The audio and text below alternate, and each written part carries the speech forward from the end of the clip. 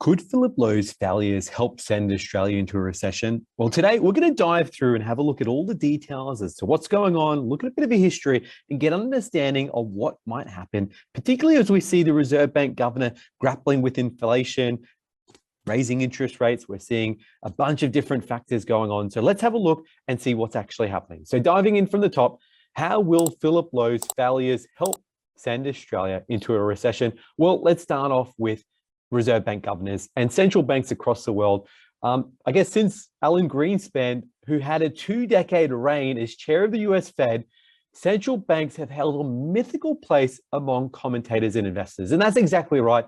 We're starting to see that where potentially some of the central banks have done more damage to the Western economies than any pandemic or natural disaster could have ever done. We saw that with Greenspan and even his successor, Bernanke.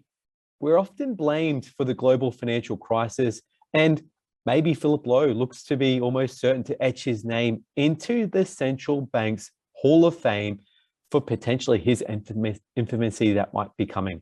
Now, I guess with Greenspan, many would pretty much claim him as being one of the reasons for the global financial crisis, where he slashed rates from 6.4% in May of 2020, right down to 1% by June 2003, which inflated a massive bubble. And they called it the Greenspan put, a mythical belief that the Fed would loosen up the monetary policy in periods where their share market weakened and potentially proved his undoing. Now, have we seen this with our own governor, Philip Lowe, in recent times? Leave a comment below. We'd love to see what you think.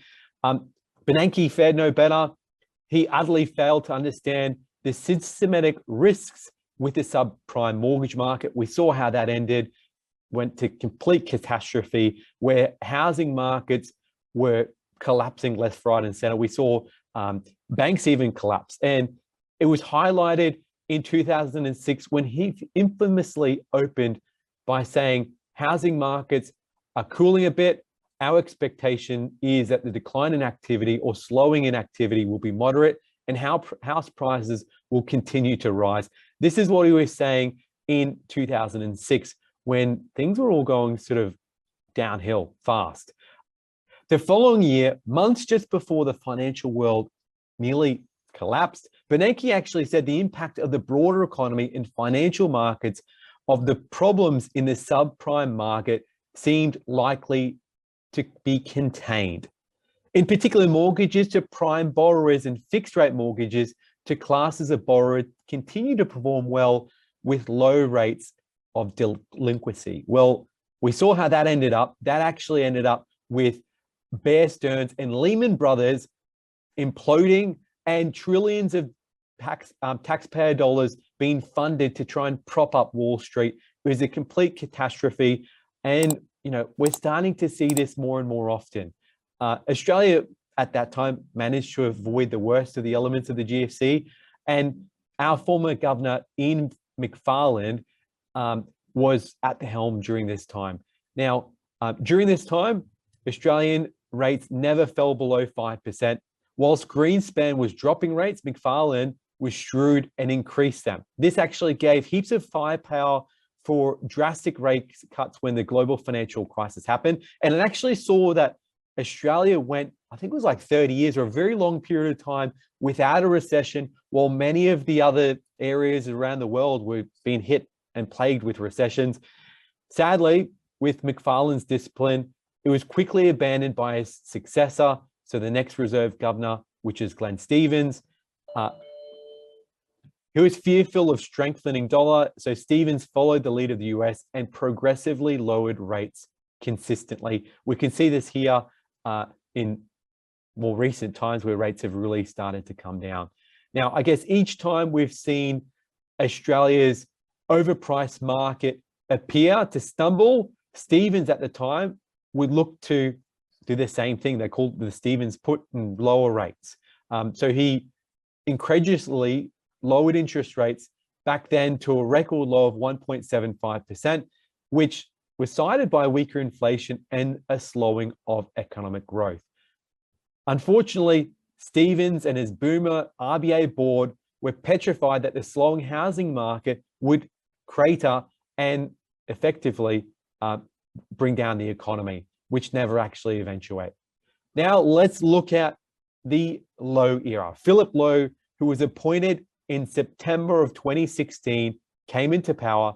As we can see here, he's been with the Reserve Bank more or less his whole career. So he's actually never had a role outside of Reserve Bank and in the government, which I don't know if that's a good thing, because it doesn't give him a huge understanding or side section of what else is going out there in the society. He's sort of just seen what's going on with his predecessors.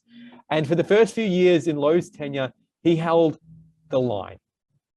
He'd previously been deputy to Stevens, but he kept the official cash rate at historic lows for almost 3 years, despite the buoyant economy, unemployment at near record lows of 5%, and one of the most expensive housing markets in the world, which absolutely is true. We saw that with the housing market they talk about, and we can also see that with Australia's debt to income, with us being the 5th most indebted country in the world, with the likes of Denmark, Norway, Netherlands, and other places. So Australia being very highly indebted, and a lot of that's got to do with mortgages. We can see with employment rates and how they've sort of stipulated, but the absurdity of Stevens and Lowe decade with ultra low interest rates gave the RBA absolutely no room to move in the event of external shocks. And that came in 2020 with COVID-19. And we saw once that hit, there was unprecedented stimulus, fiscal stimulus, monetary policy, where effectively they gave $300 billion of fiscal stimulus to protect the Australian economy. So that was created by the Reserve Bank, and Josh Frydenberg was included in that. He helped get a lot of that through legislation, and the federal government cashed checks that they actually couldn't afford, and Lowe joined in on the fun. He actually went off on a bonds buying spree and gave banks virtually free money, $200 billion to commercial banks, which 70% of it went to the big banks. So having a look at what actually happened here, $188 billion in cheap loans from the RBA, and that's how they got through COVID. But there was some knock-on effects. We saw that the cumulative change in housing prices from March until February of this year, we saw a 24% increase in housing prices. We saw banks giving fixed rates at all-time lows. And whilst this was happening, the Reserve Bank governor also said to the banks, you guys need to be ready for negative interest rates. So that is something that the Reserve Bank has said, that there might be reasonable steps that need to be taken in the future to deal with extreme monetary policy settings. And he said, although it's highly unlikely we'll see interest rates go into a negative, he wants the banks to be ready. And this was back in July of 2021 that this was exposed. And APRA put a very minimum standard that the banks had to develop tactical solutions for short-term fixes or create workarounds with their existing systems to implement zero or negative interest rates by April 2022, which begs the question, is there something Philip Lowe's not telling us about? With his aggressive rate rises, what's he expecting? Is he trying to do this to spook everyone, get things at a position where we move into a recession, and then he has to reverse course quickly? And we have seen negative interest rates being implemented in Europe, Japan, Sweden, Switzerland, and it's no coincidence here that the same countries that have negative interest rates have very high debt to income levels. So the percentage of the net disposable income is being highly leveraged towards debt.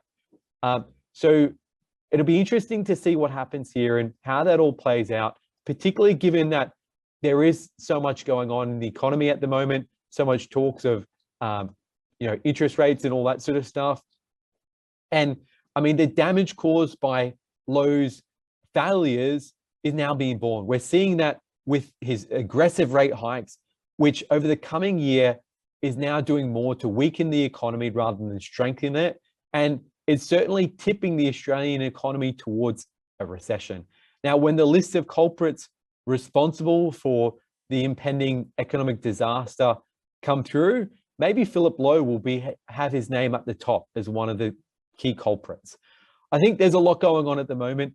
We know that with the Reserve Bank, a lot of the stuff that they do is in hindsight. So, for example, with inflationary data, they get that every 3 months. So they're flying blind for a long period of time, whereby they're playing with rates. We're seeing $13 lettuces. We're seeing a bunch of different things happen. And at the end of the day, they're sort of pulling the levers and not really knowing what's happening because they're getting delayed feedback loops. So it's probably causing more issues. Anyway, here at Hunter Galloway, we're mortgage brokers. We're based in Brisbane. If you have any questions, hit us up at huntergalloway.com.au. Did you know we help home buyers right across Australia? There's no cost to the service. So call us on 1300 088 065 and we'll see you next time.